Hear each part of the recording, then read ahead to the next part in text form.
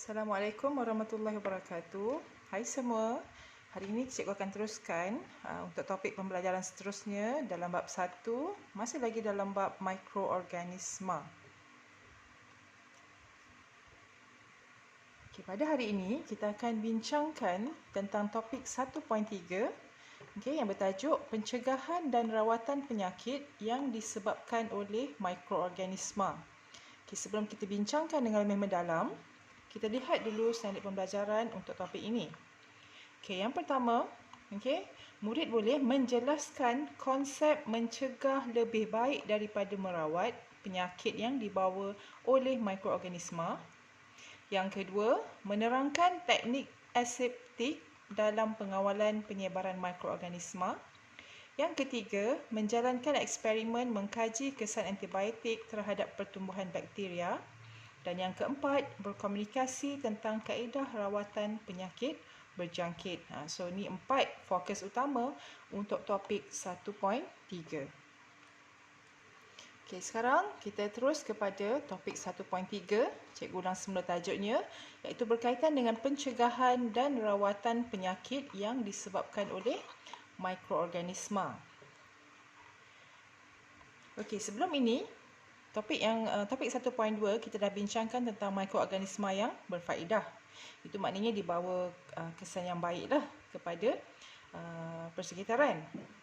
Okey, hari ini kita bincangkan pula tentang mikroorganisma jenis yang lain, iaitu mikroorganisma yang berbahaya yang kita panggil sebagai patogen.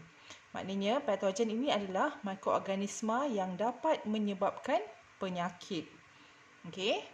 Jadi, soalannya di sini, bolehkah kita mencegah diri daripada jangkitan patogen?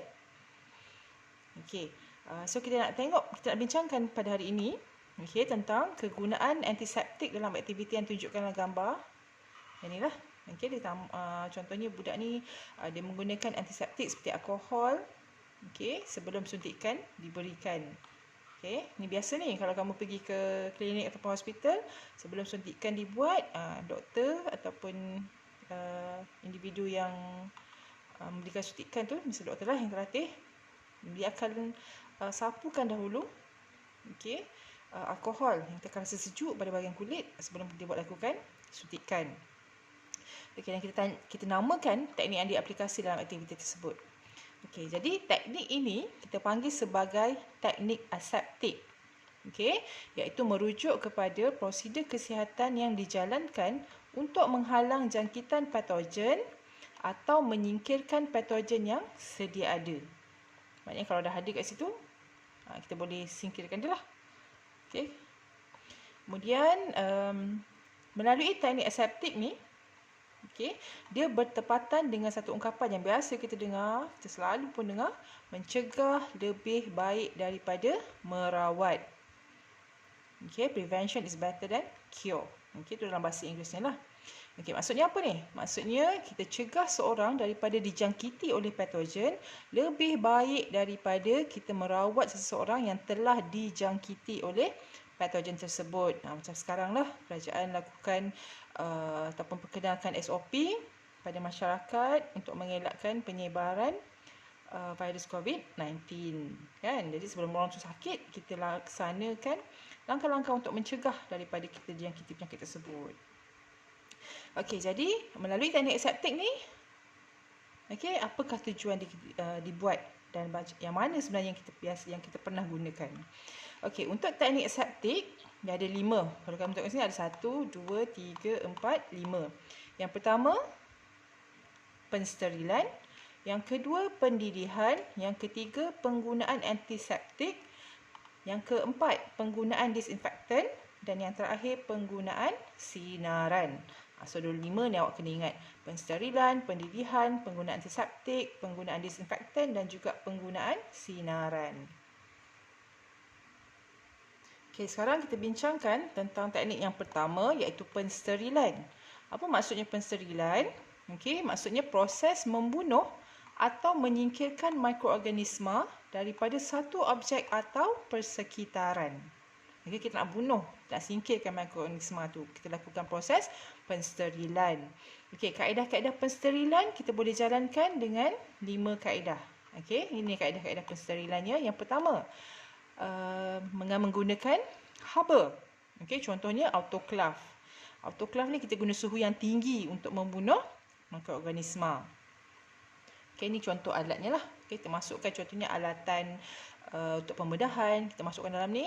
Okey, dipanaskan pada suhu yang tinggi, maka mikroorganisma akan mati lebih daripada 100 darjah Celsius. Okey, yang kedua, kaedah menggunakan bahan kimia. Contohnya kita sabun.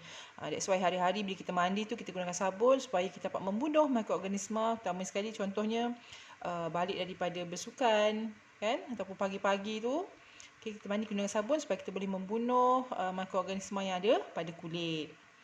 Okey, yang ketiga, kaedah menggunakan sinaran. Contohnya gunakan sinaran ataupun sinar ultra ungu. Sinar ultra ungu mampu untuk membunuh mikroorganisma. Kita letakkan bahan yang hendak disterilkan tu di bawah sinaran ultra ungu. Yang keempat, kita menggunakan tekanan tinggi. Contohnya, kita guna periuk tekanan. Masukkan barang yang hendak disteril ke dalam periuk tekanan pun mampu untuk bunuh mikroorganisma. Dan yang kelima, kita menggunakan penapis. Contohnya penapis mikron. Dia mampu untuk menapis mikroorganisma. Okay. Kalau guna penapis biasa tu memang tak boleh lah. Maksudnya kalau kita guna penapis biasa untuk tapis teh ke, memang tak boleh untuk menapis mikroorganisma.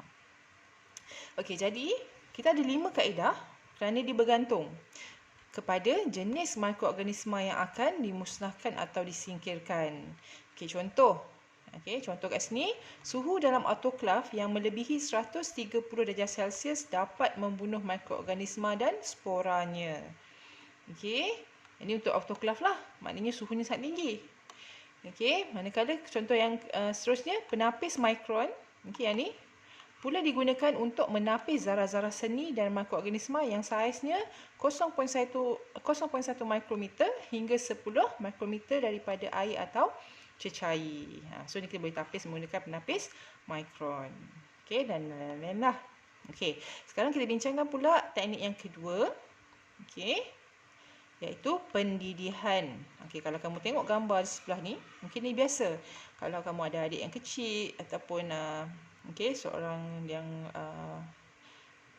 nak buat susu untuk anak kecil, untuk bayi, okey, kita boleh didihkan botol susu dengan menggunakan air panas. Iaitu melalui proses pendidihan air pada suhu 100 darjah Celsius. Okey, lazimnya digunakan untuk membunuh mikroorganisma pada objek kegunaan harian. Ini contohnya botol susu. Kalau di klinik ataupun di hospital, digunakan kaedah yang sama juga. Boleh juga digunakan kaedah ini. Contohnya untuk kita gunakan pada jarum suntikan dan juga peralatan doktor gigi pun mampu untuk membunuh mikroorganisma. Okey, sekarang kita pergi kepada teknik aseptik yang ketiga, iaitu jenis antiseptik. Okey, antiseptik ni adalah bahan kimia. Okey, kita sapukan pada permukaan kulit manusia ataupun luka untuk mencegah jangkitan patogen. Okey, ini contohnya lah. Contohnya ubat kuning. Okey. Yang ni biasa ada dalam apa tu, first aid. Okey, ini sama juga. Okey, povidone dan juga alkohol isopropyl 70%. Okey, yang ni yang jenis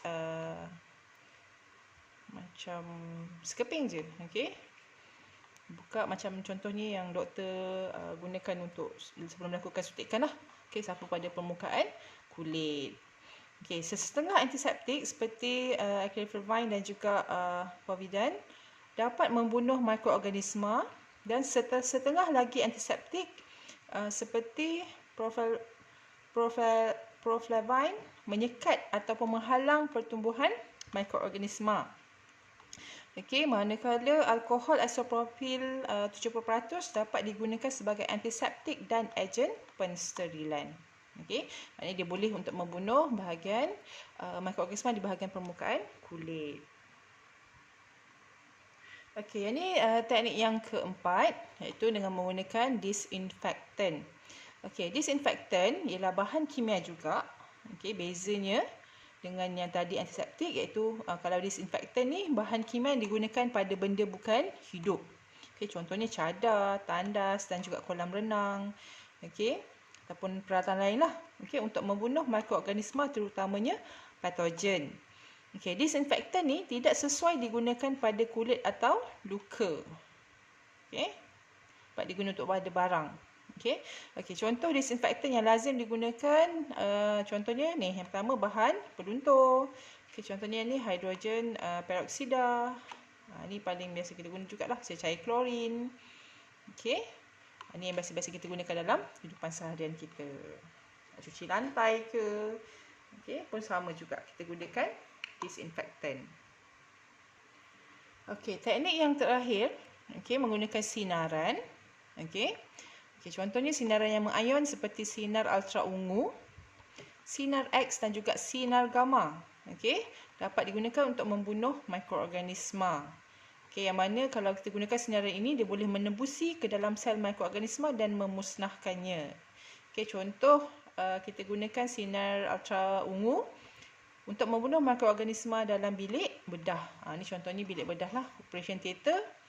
Okey, menggunakan sinar ultra ungu untuk membunuh mikroorganisma. Sebab apa? Pentingnya kita bunuh mikroorganisma dalam bilik bedah ni untuk mengelakkan jangkitan pada pesakit yang akan dibedah.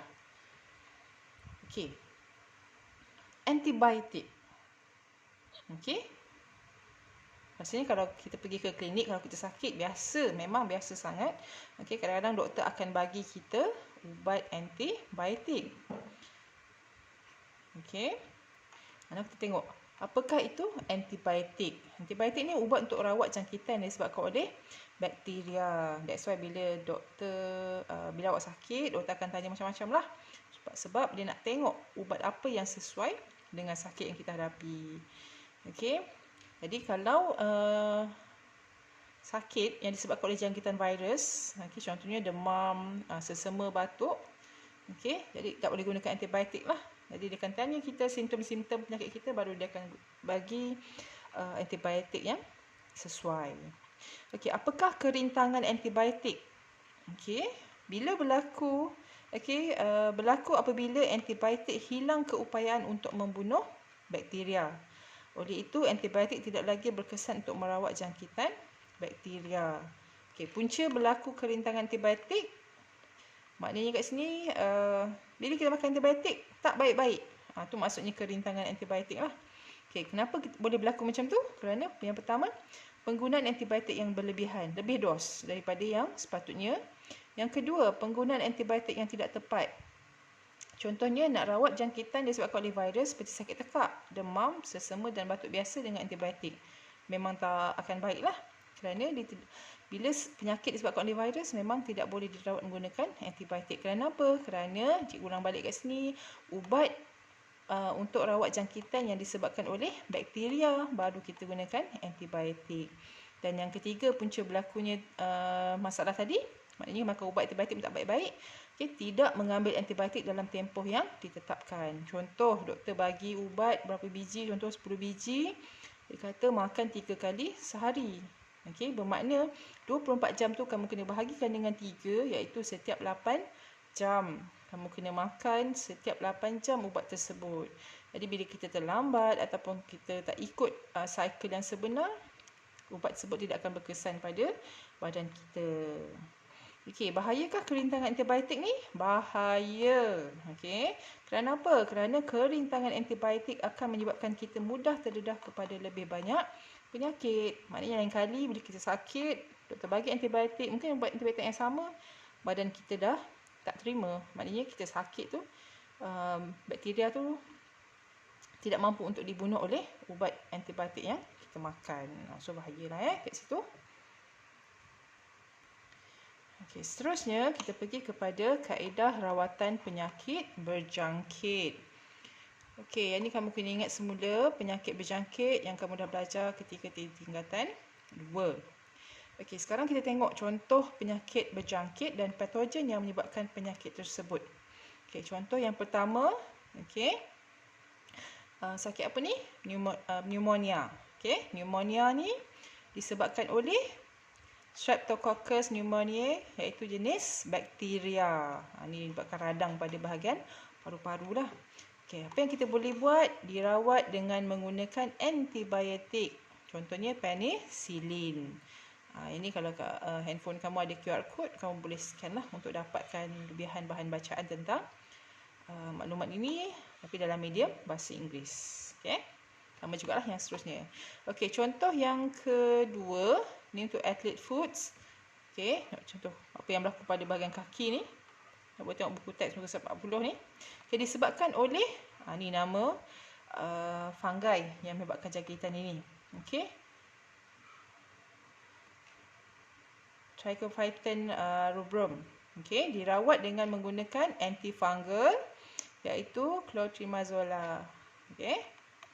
Ini nama dia lah, antifungal ni. Okey, yang ketiga kayap. Ini contoh gambar kayap disebabkan oleh varicella zoster jenis virus. Jadi untuk virus kita gunakan antiviral acyclovir. Okey. So kamu boleh dapatkan maklumat-maklumat lah tentang jenis antibiotik, antifungal dan juga antiviral. So kalau kamu tengok kat sini, bakteria nak rawat penyakit disebabkan oleh bakteria, kita guna antibiotik. Kalau penyakit disebabkan oleh fungi ataupun kulat, kita gunakan antifungal. Kalau penyakit disebabkan oleh virus, kita gunakan antiviral. Okey. So, ubat yang tepat baru mampu untuk merawat penyakit yang sesuai lah. Okey. Okey, sekarang kita bincangkan tentang eksperimen yang dijalankan untuk mengkaji kesan kepekatan antibiotik. Ini kita ambil jenis penicillin terhadap pertumbuhan bakteria iaitu Bacillus species. Okey. Tujuan eksperimen untuk mengkaji kesan kepekatan antibiotik terhadap pertumbuhan bakteria. So daripada tujuan ni kita boleh tahu ada dua pemboleh ubah yang dikaji, iaitu yang pertama kepekatan antibiotik, yang kedua pertumbuhan bakteria. Okey, kita tengok pernyataan masalah untuk eksperimen ini, iaitu apakah kesan kepekatan antibiotik terhadap pertumbuhan bakteria. Okay, hipotesis, bila kita tahu tujuan dan pernyataan masalahnya. Jadi hipotesis yang kita boleh buat untuk eksperimen ialah semakin tinggi kepekatan antibiotik, semakin rendah pertumbuhan bakteria. So kita ingatkan balik tadi apa yang kita bincangkan, antibiotik digunakan untuk membunuh bakteria. Okey kan? Antibiotik digunakan untuk membunuh bakteria yang menyebabkan penyakit. Kerana bakteria ini adalah jenis patogen yang menyebabkan penyakit. Okey, now kita pergi pada pemboleh ubah. Untuk pemboleh ubah, kamu kena ingat balik ada 3 pemboleh ubah utama. Yang pertama dimanipulasikan, yang kedua bergerak balas, yang ketiga dimalarkan. Okey, so yang untuk pemboleh ubah dimanipulasi, kita ambil kepekatan antibiotik. Kita nak tengok adakah kepekatannya tinggi, apa kesannya. Kepekatan yang rendah, apa kesannya. Jadi yang bergerak balas, yang berkaitan dengan pertumbuhan bakteria, apa yang akan berlaku, yang terhasil adalah luas kawasan jernih. Yang ketiga, pemboleh ubah dimalarkan, iaitu jenis bakteria yang kita gunakan lah, iaitu bakteria Bacillus species. Okey, bahan-bahan yang kita gunakan untuk eksperimen ini iaitu larutan kultur bakteria Bacillus species, agar-agar nutrien steril, 4 cepir kertas suras berdiameter 6 mm, larutan penicillin dengan kepekatan yang berlainan. Ni yang berlainan tadi ni untuk kepekatan antibiotik. Kita ada 10%, 20% dan 30%. Okey, ataupun kita boleh gunakan cepir kertas suras berdiameter 6 mm dan 3 cepir penicillin yang berkaitan yang berlainan seperti 10, 20 dan 30 unit penicillin. Okey. Dan kita tambah dengan air suling, pen penanda dan juga pita cellophane. Okey, radas yang kita gunakan piring Petri dengan penutup. Okey, inilah piring Petri dengan penutup dia. Picagari, forceps steril dan juga kertas grid Lucinar. Okey, apa yang kita kena buat? Okey, dalam eksperimen ni, prosedur yang pertama, sediakan susunan radas. Okey, seperti dalam gambar rajah ni. Okey. Yang ni adalah piring Petrinya yang kita masukkan dengan agar-agar nutrien steril dan juga kultur bakteria Bacillus species. Yang dalam ni lah, yang penuh ni. Kemudian kita letakkan 4 keping CP kertas turas dengan diameter 6mm tadi tu. Ada 4. Okey, yang ni direndam dengan air suling sahaja. Yang kedua ni direndam dalam larutan penicillin 10%. Yang ketiga direndam dalam larutan penicillin 20% ataupun 20 unit penicillin. Dan yang keempat direndam dengan larutan penicillin 30% ataupun 30 unit penicillin. Okey. Okey, prosedur A. Tuangkan 1 cm padu larutan kultur bakteria Bacillus species ke atas agar-agar nutrien steril di dalam sebuah piring petri. Ini yang awal tadi lah. Okey, kemudian B. Gunakan forceps steril untuk meletakkan CP kertas turas yang direndam dalam air suling dan larutan penicillin dengan kepekatan 10, 20 dan 30% ke atas agar-agar nutrien yang tadi cikgu cakap tadi. Dan kultur bakteria spesies di dalam piring petri. Kemudian kita tutup piring petri dan lekatkan penutup dengan pita cellophane. Kenapa kita kena lekatkan dengan pita cellophane? Supaya kita nak elakkan daripada bakteria lain masuk ke dalam piring petri ini dan mengganggu eksperimen ni. Okay. Kemudian yang ketiga, simpan piring petri dalam almari gelap pada suhu bilik selama 3 hari. Kenapa perlu gelap? Sebab gelaplah yang paling sesuai untuk pembiakan ataupun pertumbuhan mikroorganisma. Okey, yang keempat, selepas 3 hari, keluarkan piring petri daripada almari tersebut. Yang kelima, perhatikan kawasan jernih yang mengelilingi setiap CP kertas turas dalam piring petri. Maksudnya selepas 3 hari tu kita akan nampak ada kawasan jernih di sekeliling CP ni.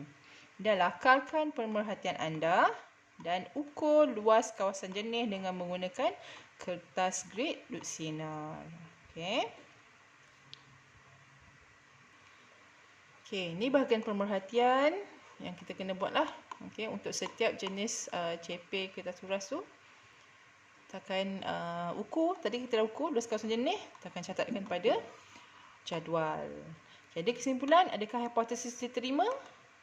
Ya ataupun tidak? Dan apakah kesimpulan eksperimen ini? Adakah dia menepati hipotesis yang kita dah buat tadi? Semakin tinggi kepekatan antibiotik, semakin rendah pertumbuhan mikroorganisma ataupun sebaliknya. Okey. Di soalan, ni kita kena fikirkanlah sebab kita laksanakan eksperimen. Apakah tujuan penggunaan CP kertas turas yang direndam dalam air suling dalam eksperimen ini? Okey, yang ni biasanya kita gunakan sebagai kawalan lah. Maknanya dia tidak ada antibiotik, jadi apa yang berlaku pada kawasan sekitarnya? Adakah sama terhasil luas kawasan jernih ataupun tidak? Kemudian yang kedua, bagaimanakah keluasan kawasan jernih pada permukaan agar-agar nutrien dapat menunjukkan tindakan penicillin terhadap pertumbuhan bakteria? Okay. Dan terangkan pemerhatian yang diperoleh dan berikan sebabnya. Okay. Bila ada kawasan jernih bermakna kawasan tersebut telah berjaya, maknanya antibiotik telah berjaya bertindak ke atas mikroorganisma. Maknanya mikroorganisma tersebut telah mati, jadi dia menghasilkan kawasan jernih. Jadi bila makin banyak mikroorganisma bila makin banyak mati, maknanya kawasan jernih tersebut juga makin luas. Okey. Okey, yang ni contoh eksperimen yang dah dibuat oleh saintis yang dahululah. Contohnya Sir Alexander Fleming ni telah mengkaji tindakan fungi Penicillium species terhadap pertumbuhan bakteria pada agar-agar nutrien steril. Ni gambaran di bawah mikroskop lah, ni yang sebenar lah. Okay, dia akan maknanya Sir Alexander Fleming ni menjadi orang yang pertama menemukan antibiotik. Ini dia letakkan CP penicillin. Inilah kawasan jernihnya. Okay, ni gambar dia ketika dilakukan uji kaji tersebut. Okey, itu saja. Okey, jadi sebelum kita akhiri topik kita pada hari ini, okey, ini adalah rumusan topik 1.3 yang kita belajar pada hari ini, iaitu berkaitan dengan mikroorganisma yang berbahaya yang kita panggil sebagai patogen. Okey, iaitu mikroorganisma berbahaya yang menyebabkan penyakit. Okey, lazimnya boleh dicegah ataupun dikawal melalui teknik aseptik. Apa dia teknik aseptik tersebut? Ada 5 yang cikgu dah terangkan tadi, iaitu pensterilan, pendidihan, penggunaan disinfektan dan antiseptik serta sinaran. Okey, kemudian tadi cikgu teruskan dengan penerangan berkaitan rawatan penyakit berjangkit dengan menggunakan antibiotik, antifungal dan juga antiviral. Okey. Boleh buat ulang kaji semula untuk lebih memahami topik ini. Okey, jadi bila dah faham, kamu boleh buat refleksi sendiri. Okey, yang pertama, adakah kamu mampu menjelaskan ungkapan mencegah lebih baik daripada merawat penyakit disebabkan oleh mikroorganisma? Okey, kemudian yang kedua, adakah kamu faham ataupun kamu boleh menerangkan teknik aseptik dalam pengawalan penyebaran mikroorganisma? Dan yang ketiga, menjalankan eksperimen untuk mengkaji kesan antibiotik terhadap pertumbuhan bakteria. Dan yang terakhir, berkomunikasi tentang kaedah rawatan penyakit berjangkit. Jadi boleh buat ulang kaji. Okey. Lihat semula kaitan dengan refleksi sendiri ni untuk kamu lebih memahami topik yang cikgu ajar pada hari ini. Jadi sekian dahulu untuk topik kita, pembelajaran kita pada hari ini. Terima kasih kerana sudi mendengar penerangan daripada cikgu. Sehingga kita jumpa lagi dalam topik yang seterusnya. Bye.